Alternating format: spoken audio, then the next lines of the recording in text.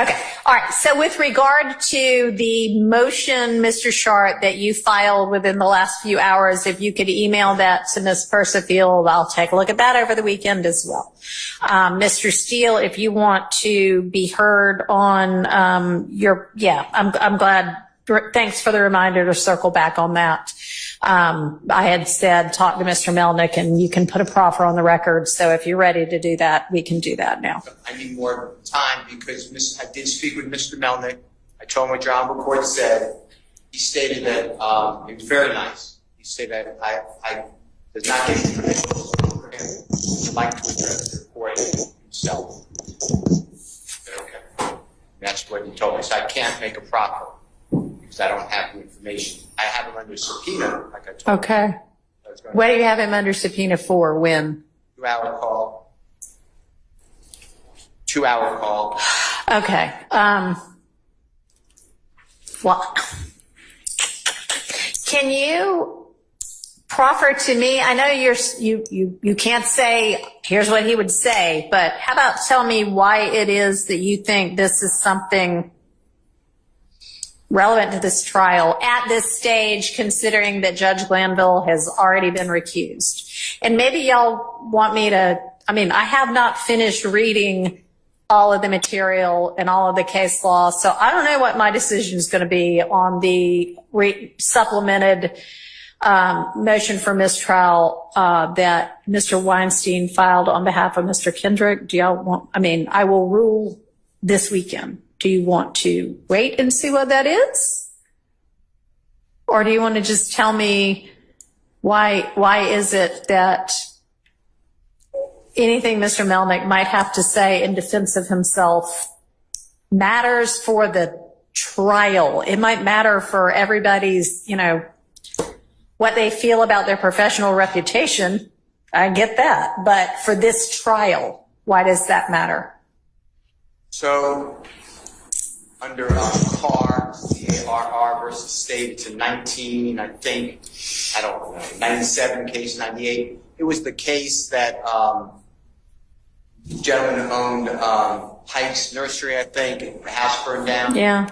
There's great language in there about prosecutorial duties. All right. And it talks about that the prosecutors need to they carry the burden. They can charge people. They can ruin people's lives just by the charge. And they have a duty to the public to be open and candid. Sure. So, and all lawyers do, but especially prosecutors. And Mr. Melnick, I know this because he did say this, and that's why he wants to address you, because he was not mad at me. He said he needs to have it on the record himself because he said that what the state was saying is not accurate. Okay. And I think that goes into your analysis of why there was a meeting in the first place. I don't think that it was appropriate, and I'm not picking on anybody, but like the Honorable Judge Krause said, if I was going to ask this Honorable Court for an ex parte meeting, I believe the way I always have it is there's a buffer. You have somebody say, what is it about? Yeah. I tell you, and I have to be candid. And if I'm not, in hindsight, you would probably, I assume, or any court would tell me, you had no right to do that because you got it with false pretenses. Okay. Mr. Melnick is going to say that what Adriane Love said to the judge is just patently not true. Via emails, her description of the emails is untrue. And there's no way to say that's inadvertent because she said that on Friday the 7th versus Monday the 10th, she kept talking about these emails and she changes her statement.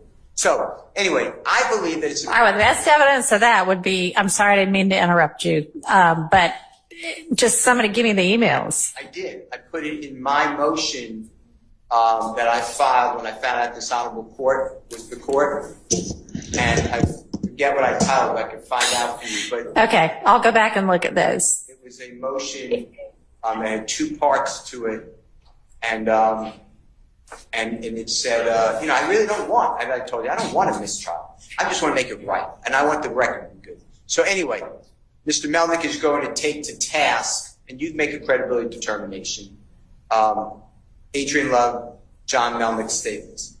He also adds that he states that he and his client, and he did not tell me, I said I don't want to know because it's attorney-client privilege, but he's going to work on it. He said, I assume that's a waiver. I'm assuming that with his client. He's saying that what Ms. Hilton said to the court and by both courts is not accurate also. All right. Then I have information that there's an off, so it's not in the transcript, so Mr. Weaver is either not there or definitely not recording it, that Mr. Copeland did talk about the killing of Donovan Thomas, that it's not on the transcript.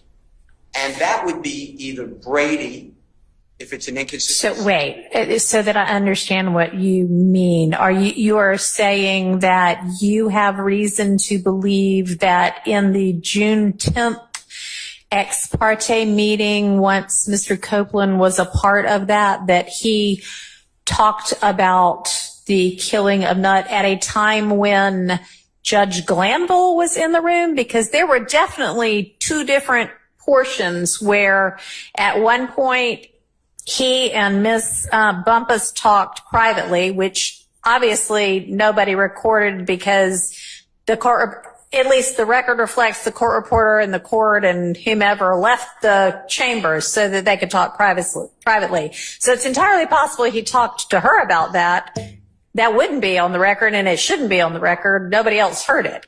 And then there was another portion where I believe the court left so that I don't know if it was you, Miss Hilton, or I think Miss Hilton, Miss Bumpus, and Mr. Copeland could talk together. That's the part I'm talking about. So it's not privileged. Okay. All right. That there was substantive conversation about the killing of Mr. Copeland. Okay. So and Ms. Hilton. hang on. I'm jotting some notes for myself. Give me just a second.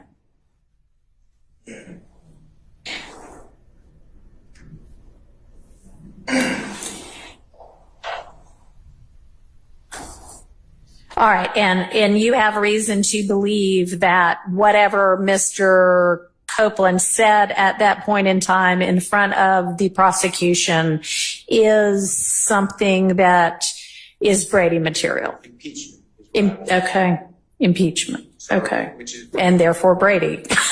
Okay. So that's why I wanted to put. All right, thank you. And call the prosecutors. Now they may say that didn't happen. And I assume that's what they're going to say because they would have a Brady obligation to run out and say, June, this happened, this man said this. But they didn't say that with anything.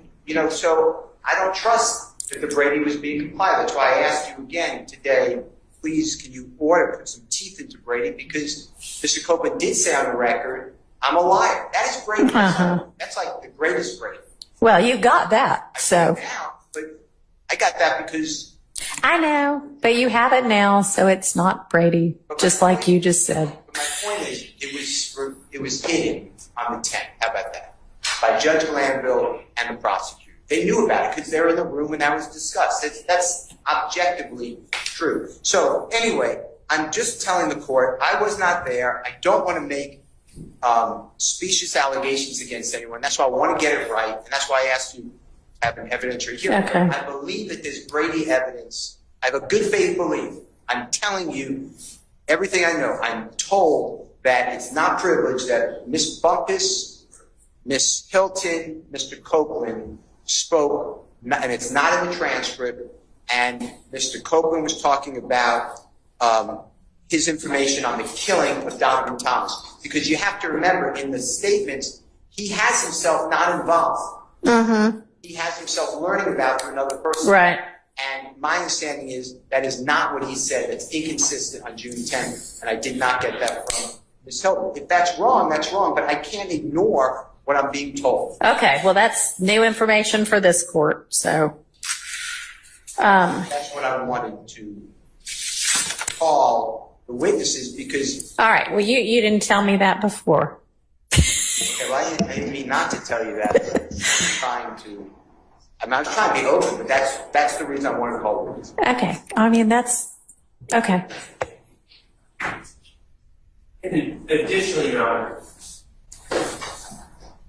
Yes. At some point, I believe, you're going to have to make a finding of fact on the propriety of these ex parte communications. Oh, I know. That's a part of Mr. Right. Weinstein's motion for mistrial. Yeah. And you know, I don't want to be a witness. I mean, I could say that there was absolutely no reason for it, and there was no cause for the state to even have these concerns. But Mr. Melnick can explain, you know, if he was conspiring with me and Mr. Steele to obstruct justice, I doubt he'd want to come in here and talk about it, but the state can ask him about it and get to the bottom of it. But I don't think that's what the testimony is going to be. Okay, And I think that's important for the court to know. Okay. Well, I don't know that whether it's true or not is what matters. It's what it looked like at the time to the state to give them a reason to say to Judge Glanville, we have some concerns. We might like to talk to you about it. Just heads up. We're going to do some research. We'll get back to you. And by the way, y'all, I know that everybody, whenever we were here last, was that yesterday or the day before? Wednesday. So Tuesday, I gave y'all the transcript from the 7th.